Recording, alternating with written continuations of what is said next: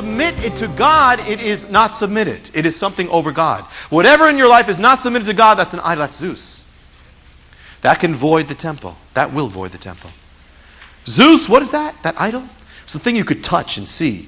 A lot of times, instead of we don't want the things of the Spirit, we want, Lord, I want something to touch. I want to possess something. I want to covet something. I'm going to be money. Is that your Zeus? Could it be possessions? Is that your Zeus? Is that person your Zeus?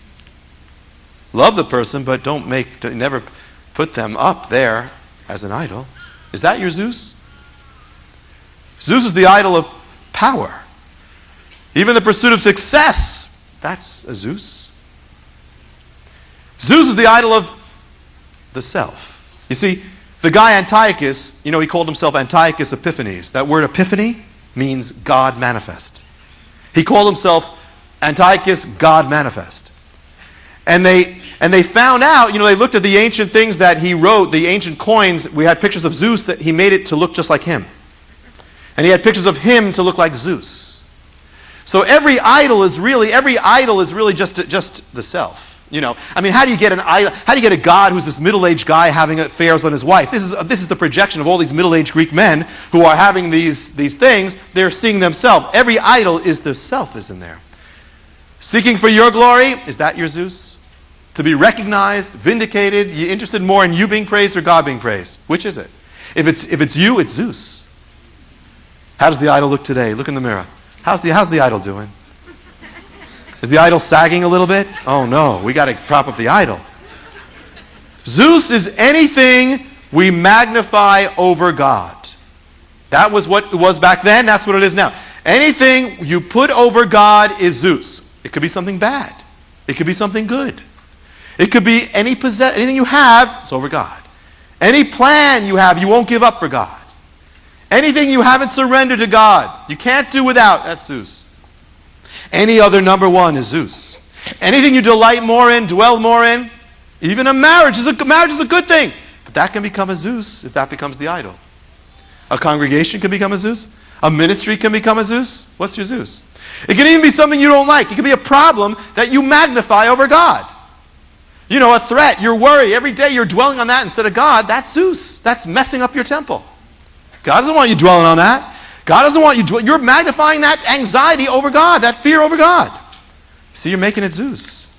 Whatever rules you, that's not God, that's Zeus. So there's maybe one particular idol, something God, or maybe some of you are saying, I got all of them. But there may be one particular thing that God is laying on your heart tonight, that He's speaking to you tonight.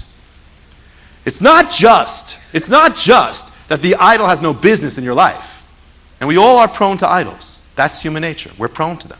And we have to admit that so we can destroy them. It's not enough. It's not enough that it just doesn't belong there. But it says that idol was called an abomination.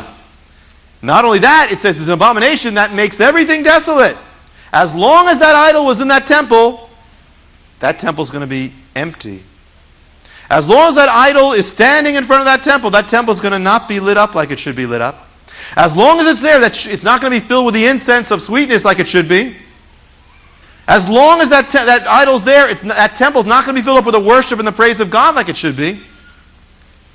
I once was dealing with a relationship that was not of God before I was in ministry, but it was a good thing. Everything was godly about it. There was nothing ungodly, but it just wasn't God's will. And so me and this woman, we had to say, no, even though we want this, it's not God's will. And I remember that I was struggling with this all the time. And the more, because it wasn't of God, it kind of drained me from God. It kind of took out the fire. It kind of took the joy, because it was going into this. And now if it's of God, then it will all be one. Then the fire will increase. Whatever's of God, if it's of God's will. But I remember I had to lift this thing up to God, and it's hard. And to admit, people, it's hard to give up idols. It's hard to do that. If you're in love with someone you're not supposed to be in love with, it is hard to do that. It's hard to deal with that. It's hard, but you still have to do it. You still have to put it aside. And whatever that thing is that you are so attached to. You'll never be free unless you can lift it up. When I finally lifted this thing up, it hurt. It hurt. But then I was so filled with God's Spirit. I was so filled with the joy of God. See, as long as that idol is there, the bread is going to be gone. The bread of His presence. The wine of the joy is not going to flow like it should flow. And the peace is not going to be there. All right, so you got an idol on your mountain. It happens. It happened. So what do? What do the Maccabees do? They said, now that we've gotten the victory, we're going up to that place. They went up, it says. They took that abomination and they carried it as far away from that temple as they could. They took that altar of all those things that were offered up to that, all the energy, all those things. They said, we don't take this out and destroy it. Smash it. You cannot have both. You cannot serve God and money. You cannot serve anything in that. You serve God and you bless people and you love people. They had to smash it. So we need to do, you want to be free, you want to be filled up with God, you want to have, well, that Zeus is going to be a hindrance to you until you smash it. Remove it. Take out the altar, the paraphernalia. If you're dealing with a certain sin, you're not giving up. Take out the instruments of that sin, the props of that sin, the temptation, the photographs, the proximity. Get away from it. Get it out of your courts. And be free of it. Be pure. Be washed. Renounce that God. Say, Lord, I've made a God of this thing, but you're my only God. Help me to get this thing out. Make a decision that I'd rather have the light and the glory of God than $1 billion. I'd rather have God's joy than to have everything else and not be in God's will. I'd rather have the peace. Take that as far away as you can. What happens when you take away the idol? What happens when you renounce it? It's recorded the temple became pure. The holy vessels were rebuilt. The bread came back. The wine came back. The light of the lights were lit up again. The presence of God was there. When you remove the idol from your life and rededicate. What is Hanukkah? Hanukkah is just the Hebrew word for dedicate. Dedicate yourself to God who you were born for, and you'll have everything else you need. And you'll become pure. It doesn't matter what you are now. You'll become pure. It doesn't matter what you are now. You'll become filled. The lack of peace will be gone. The joy will be there. The light of the glory will be there. The flame, the fire that hasn't been burning so hot for a long time will burn hot again. And your temple, your life will be a temple of living God. You see, dedicate. This festival to close is called Hanukkah. It's also called the Festival of Lights.